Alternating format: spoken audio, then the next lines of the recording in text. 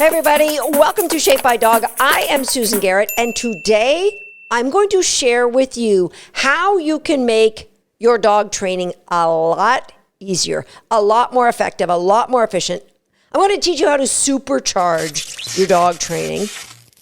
And it's going to be the same regardless of where you are in your dog training journey. If you're a professional like me, if you're a competitor in sports, something special for those of you who compete in the sport of obedience, it doesn't matter if you're brand new or if you don't even have a dog, you're just waiting. This is something you can take note of, and that when you get your new dog or puppy, it will make a massive difference when you train. To start, let's get a base level.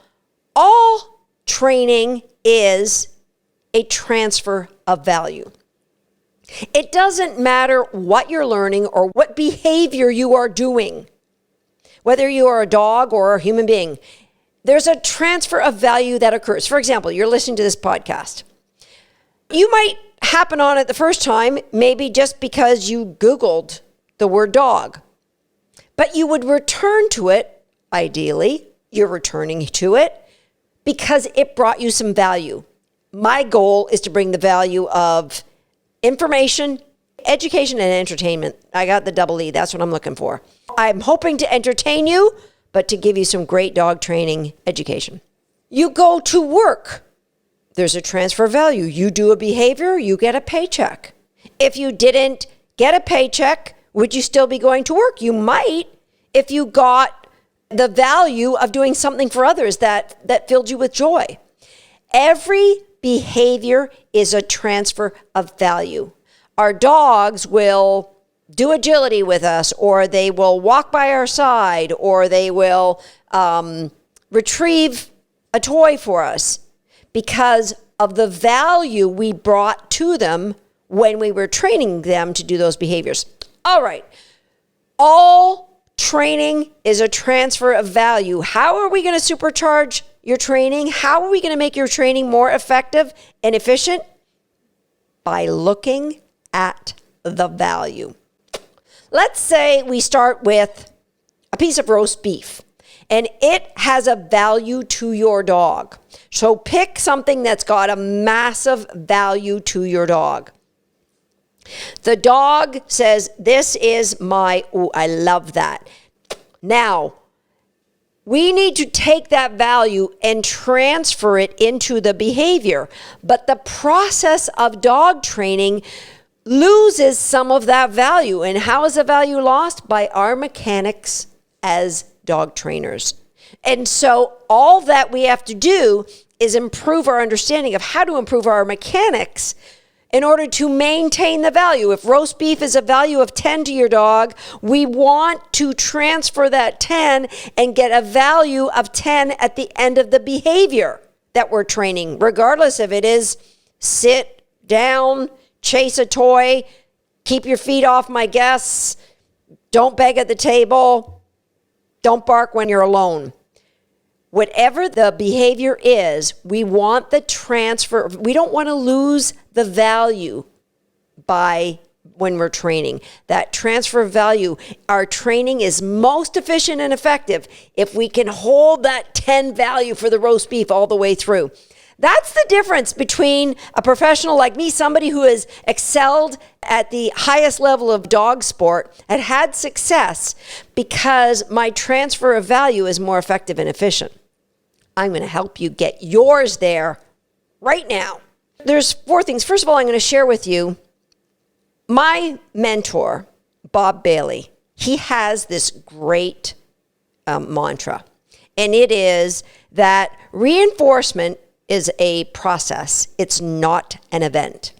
Meaning when your dog sits and you say, good boy, here's a cookie, the reinforcement isn't the cookie getting to the dog's mouth. There is a reinforcement process. And if you understand it and you start respecting it, that process is how we get the transfer of value from the roast beef of 10 to stay and not lose any value, not go down on the way to getting into the behavior. Why do we want to keep it that way?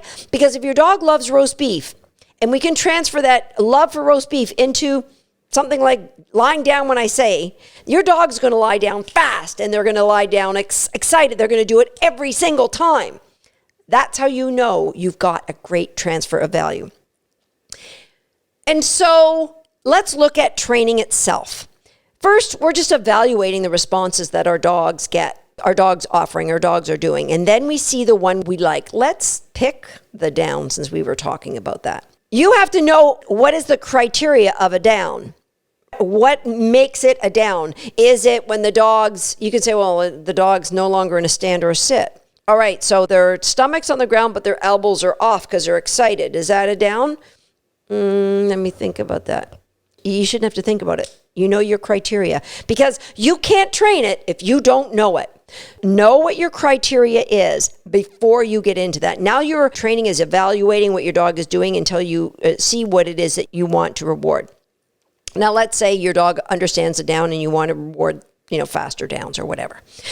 The first part is that you are able to look at all the responses and see the one you like. So that's step number one in the reinforcement process. Remember, reinforcement is a process, not an event. The first is picking out what you like. The next is marking it. Now, you don't always mark all behaviors, but let's assume most of them you do. It could be marking with a clicker. I like it.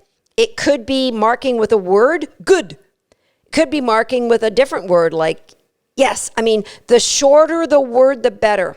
That's part of the reinforcement process. All right. So first step is acknowledging or recognizing what you like. Boom. Second is marking.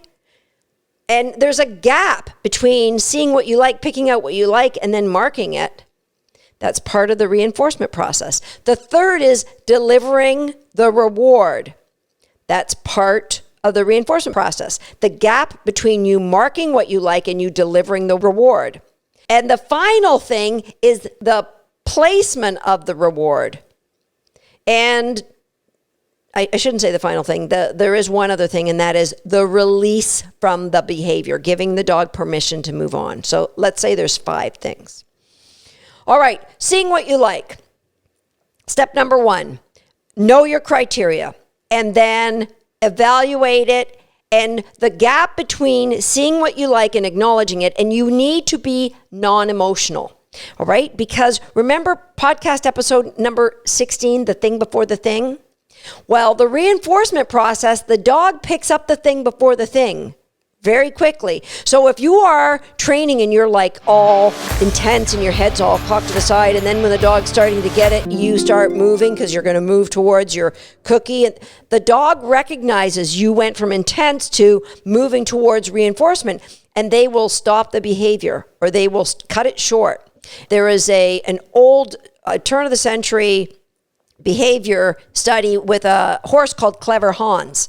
And it was in Germany. This fellow could give the horse any kind of math problem, division, arithmetic, multiplication or addition or subtraction, anything, all kinds of math problems.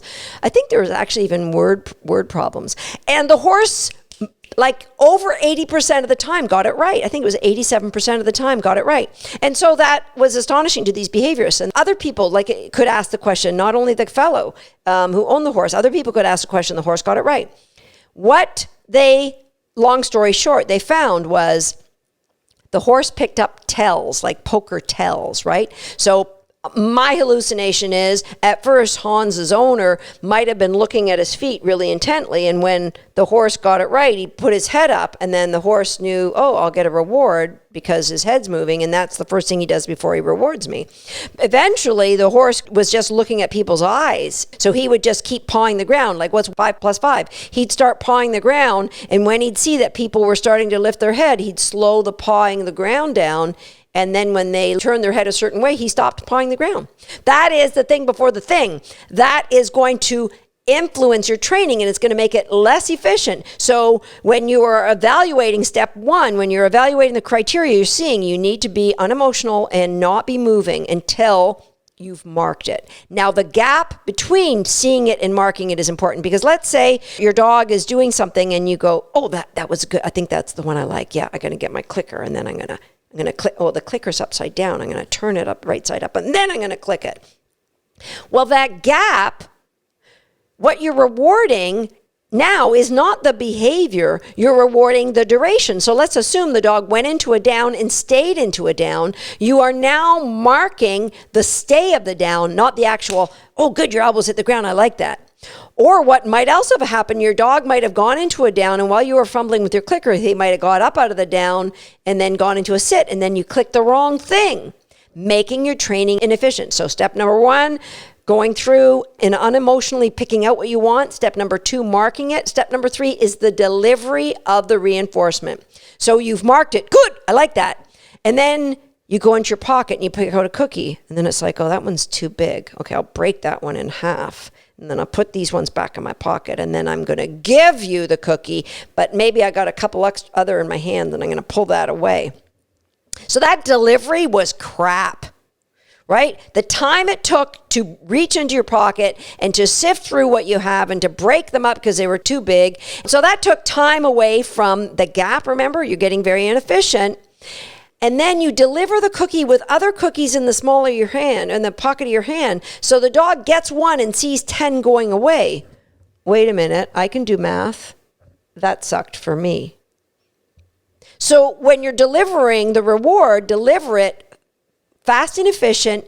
One cookie goes in and you give the one cookie, because a lot of dogs are going to see the value being taken away, and that little one you give may become more of a punishment than a reward, because, oh, hey, what about the other ones? It could cause some angst in your training. Now, some dogs will learn to live with it, but I know training terriers, they are not happy when you take away the value.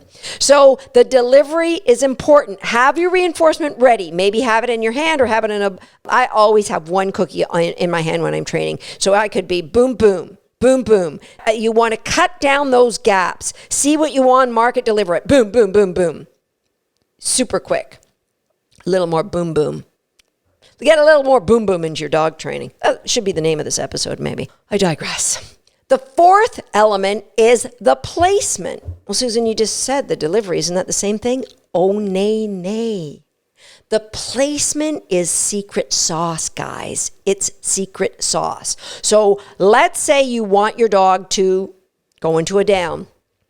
You mark it, you say, good, you go to deliver it really quickly. And as you deliver it, your dog kind of comes up to reach you. I'm just going to meet you. So I'm going to help facilitate you giving me that cookie by meeting you part way. And then they take the cookie and they go right back into the down. You actually have rewarded them for breaking criteria.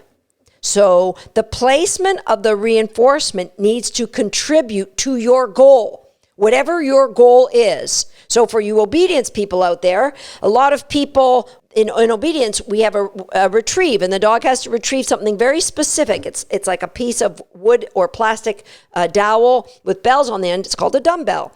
And so the dog retrieves it.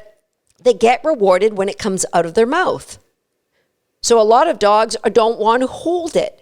Now, when I train my dogs to do this, I actually deliver the cookies to them while they're holding it. They actually get cookies in their mouth, and then I take it out. That's a process all on its own, not really in the scope of this podcast. But my point is, the placement of the reinforcement, does it contribute to your ultimate goal? My ultimate goal is to have my dog hold the dumbbell. I will reward him with his mouth still holding the dumbbell. When you're training in dog agility, you want your dog to stay on the seesaw. Are you rewarding the dog when they are on the seesaw? Or are you saying, oh, good boy, and he walks towards you and gets his cookie walking towards you? Does the placement of the reinforcement contribute to your ultimate goal? Super important.